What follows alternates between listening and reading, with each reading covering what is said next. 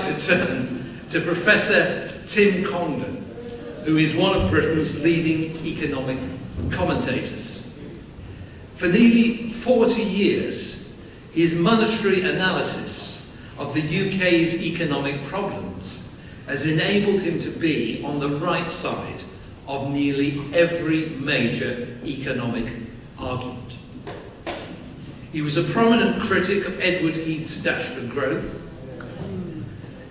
a prominent critic of Nigel Lawson's Shadow the Deutschmark, John Major's ERM membership, and Gordon Brown and Mervyn King's handling of the banking crisis in 2007-8.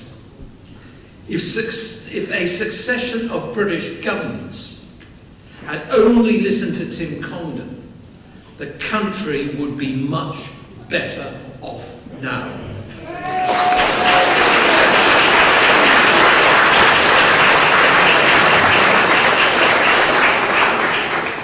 As many of you know, recently Tim stood unsuccessfully for the leadership of the United Kingdom Independence Party.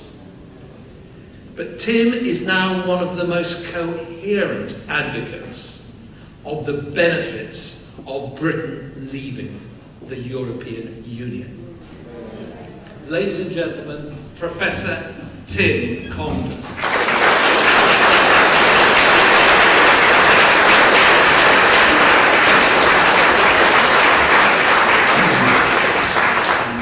Well, good afternoon, ladies and gentlemen. It's a great pleasure to be here. And Barry, thank you for that rousing introduction. Can you all hear me at the back, by the way? Is that all right? Yes, okay. Ladies and gentlemen, I want to start with two announcements. The first announcement is that I am a wrong person. The second announcement is that you are wrong people. Where do I get these assessments from? Well, I get them on the authority of Danny Finkelstein in an article in the Times last week, which you may have gathered from this, made me very cross. In this article, Danny Finkelstein referred to the speech that Hugh Gaitskell gave in 1962 at the Labour Party conference, in which he said, joining the common market would be the end of Britain as independent European state. I make no apology for repeating it. It means the end of 1,000 years of history. Massive applause. But his wife looked around the hall, and some people weren't clapping. And it was the wrong people who were clapping. The people who weren't clapping were the clever ones, the intellectuals, the journalists, the people who were clapping were the working class, trade unionists and so on, the wrong people. And what Danny Finkelstein says in this article is, Gaitskell was the common market's a bad thing. We lose our independence. And Finkelstein said, and I found this so arrogant and rude, no comparable figures at the height of their power, and this includes Margaret Thatcher, have reached the same conclusion. These people still think they're right. They still think they're right, and the events of the last few weeks and months show very clearly that they're wrong.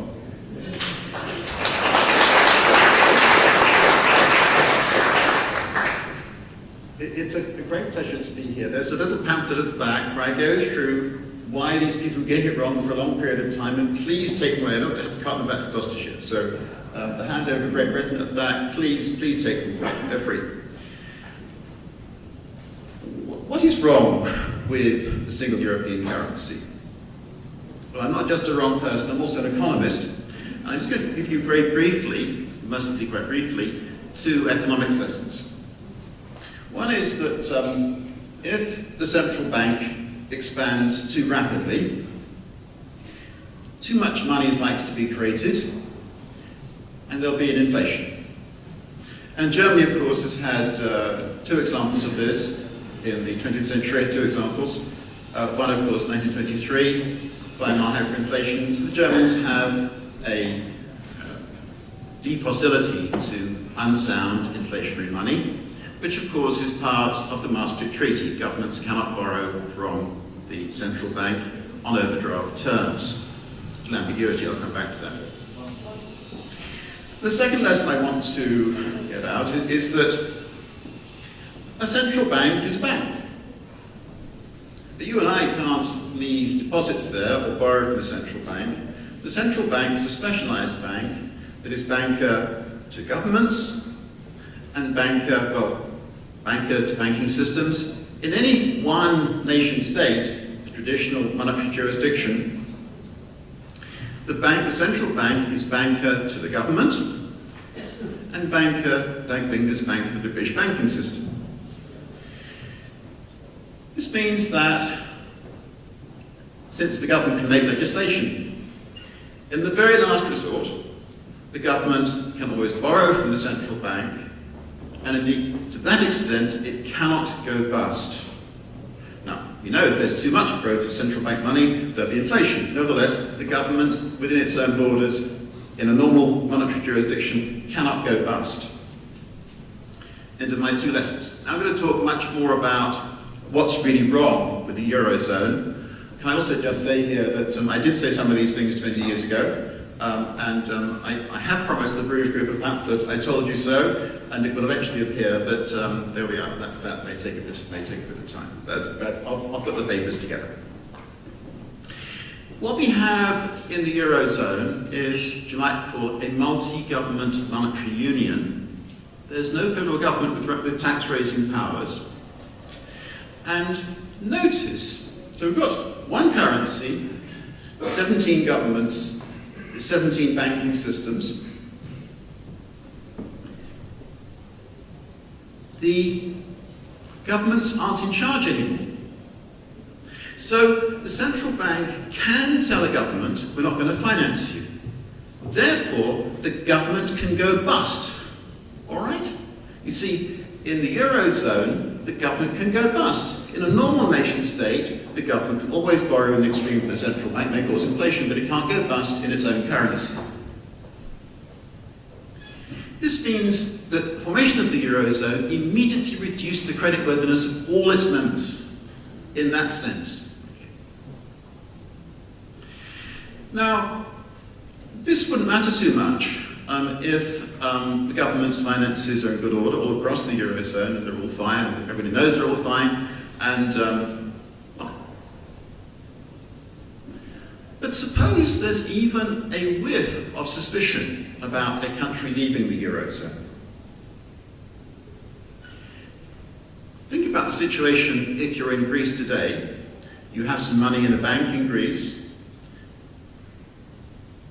Greece may leave the Eurozone. Drachma comes in. You're immediately lost. Drachma falls 50% against the euro. You've immediately lost 50% of the value of your deposit. What do?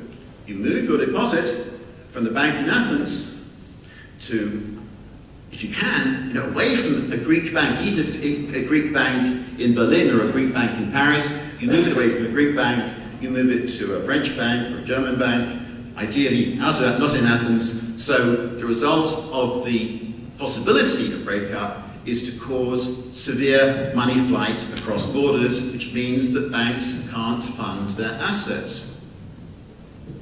So what do the banks then do? They go to the central bank, and the central bank is, as I explained, supposed to bank into the banking system. However, this is quite hard, even in Britain. Remember Northern Rock and the sequel to all that?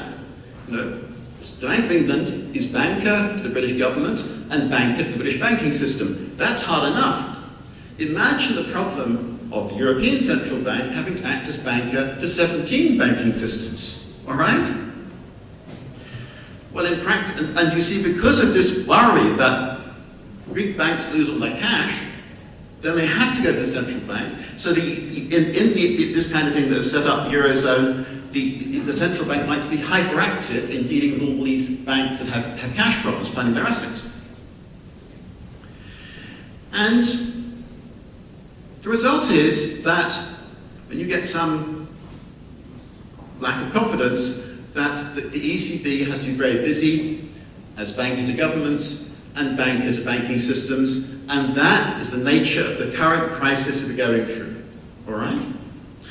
You may wonder, just before I finish on this, how is it that they got this far without these problems, which I pointed out, by the way, in 1992. How did they get this far because we had all those years when things were fine?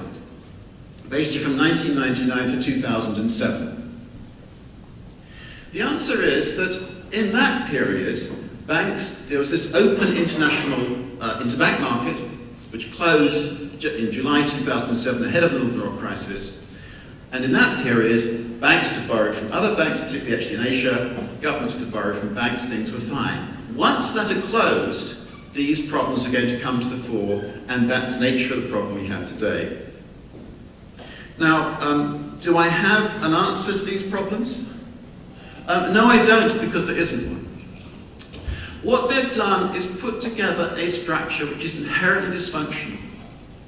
And it is really only an accident that has enabled them to get this far. It's the fact that there was this open interbank market in the early years, the first 7 or 8 years of this structure, that enabled them to get as far as they have done. Now, clearly, there are large budget deficits, their banking systems can't fund their loan books, and you have, as I say, this European Central Bank, which is hyperactive, trying to deal with all these problems, and in particular is lending to the Greek government, the Irish banking system, and so on.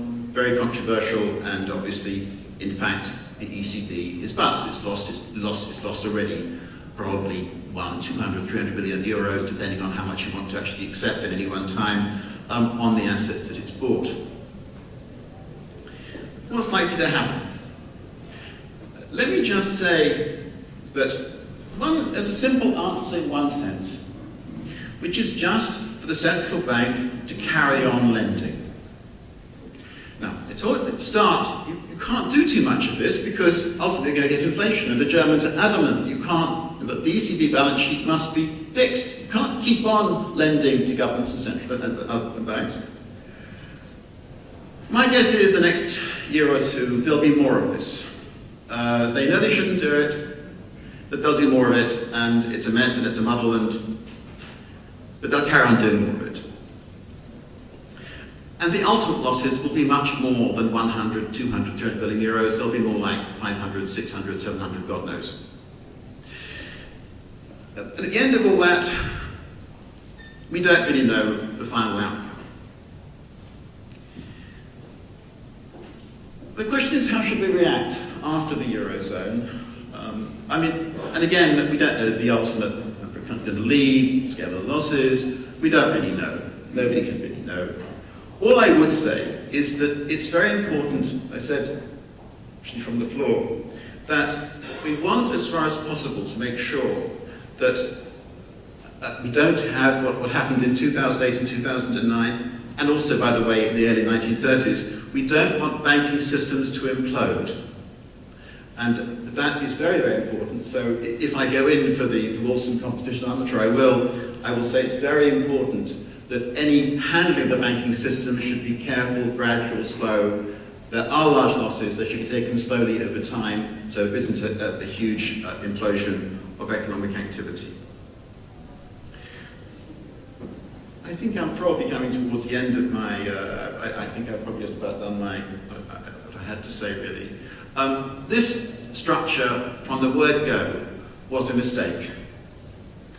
And ladies and gentlemen, it wasn't us who were the wrong people. It was them. It was all the clever people, the civil servants, the bureaucrats, all the rest of the journalists. They were the wrong people. What we are in favour of is the right thing, and we are the right people. Thank you.